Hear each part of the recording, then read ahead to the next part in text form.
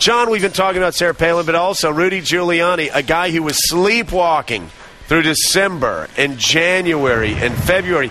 Rudy woke up last night. Yeah, wide awake. Pow! Right in the kisser. Where did that come from? Well, it's a little different when you're trying to fire up a crowd of partisans as opposed to running against John McCain or Fred Thompson or the other guys. He didn't have the juice within the Republican primary to make it work. But when somebody like Giuliani, who has a reputation as a moderate Republican, steps up and really delivers some scorching lines, the crowd loved it. There were some good ones. The Republican Party has been so flat over the past 4 or 5 years. And isn't it something what one night can do for this party's spirits? Yes, but I got to say, Sarah Palin made Rudy Giuliani look like so yesterday. I mean, she filled the stage. It was her night. It was a remarkable performance under pressure. Somebody who showed a lot of poise, a lot of confidence, star quality. We'll see how it plays over time. There was a harshness to it. She went after very strong, and we'll see whether there's some mockery of the other side. She was mocking, and Democrats are playing on this, the idea of community organizing. Yep. Which I have to say hit home. I'm married to a community organizer. Yeah, no, there may be some reverberations to some of this mockery. It may seem a little I'll tell you what, on the Upper West Side, they may take to the streets later on today. No, I'm serious. And in parts of Georgetown, they may get in their Jaguars and drive in circles around the block honking horns. But they may also have a reaction in some low-income neighborhoods where a lot of people need help, and people who are working in community organizers are trying to help them. But Mike, what about this aspect of it? Most people who follow politics or who were watching the convention, either all of it or in bits and pieces, they know what happened in the first 2 or 3 days after she was nominated, before she appeared here last night. I think a lot of people admire people, men or women, who push back. Absolutely. Who push back. She stood up there last night, and she pushed back. A lot of people have been wondering. Yes. She spent the last 3 days in a hotel room with her daughter crying over what was going on. And instead, she stood up, she got out there, and she really fought. By the way, let's comment about the daughter.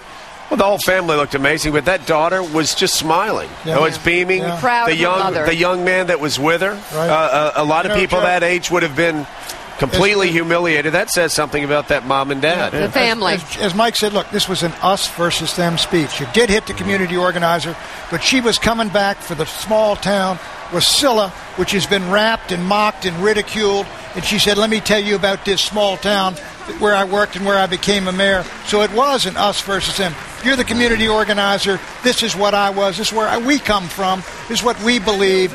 And we tend to vote for people that talk the same way about us in Scranton as they do in San Francisco. Now, one of the questions is there a comeback from the Democratic side to say, okay, Sarah Palin, who was tough, relatable. There it is. Oh, yeah, nice picture. Okay. Not fair to play that while I'm talking. What a moment. Thank you, John Harwood, New York Times. Let's listen to a clip of Sarah Palin from last night and then get your response. Okay.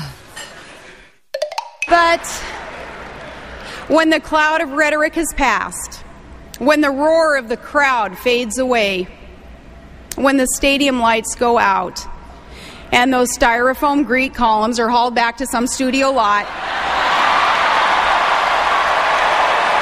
what does he actually seek to accomplish after he's done turning back the waters and healing the planet?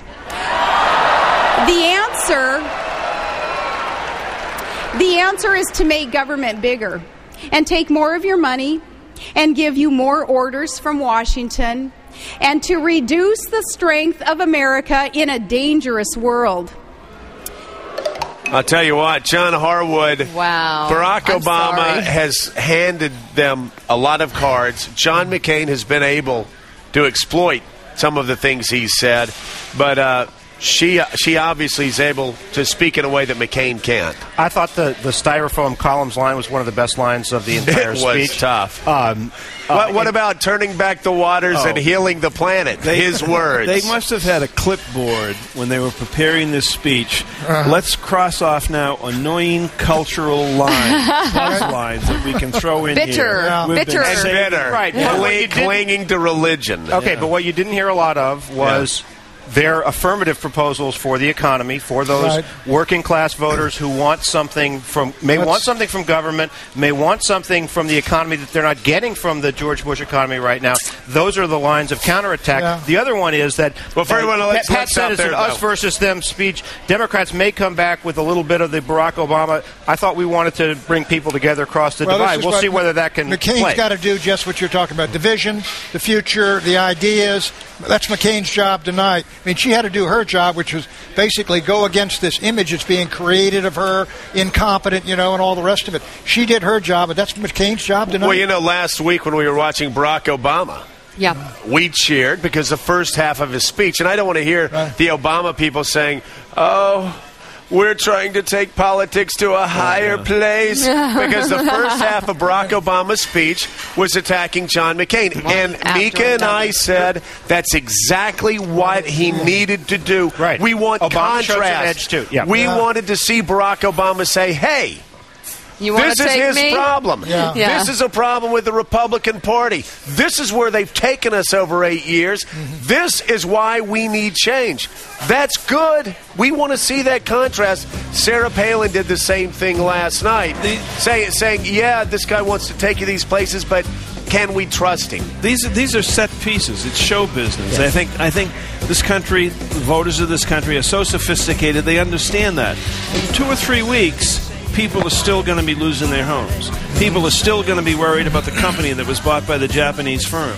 People are still going to be worried about the rising cost of health care because they're in an emergency room on Thursday night, and their kids are back to school, and they're still going to be worried, is my 7th grader going to be able to compete when he's in college? And we're going to see how well it plays. I used to think the most electric line I'd ever heard in politics was when Pat Buchanan won the New Hampshire primary in 1996, and he didn't have much of an organization, and he said, ride to the sound of the guns. He was talking to people out there. She had a few of those lines last night. We'll see how many of those people ride to the sound of the guns. They didn't all show up for you. One guy told me, he said, you said ride to the sound of the guns. You didn't tell us we were headed for the Little Bighorn.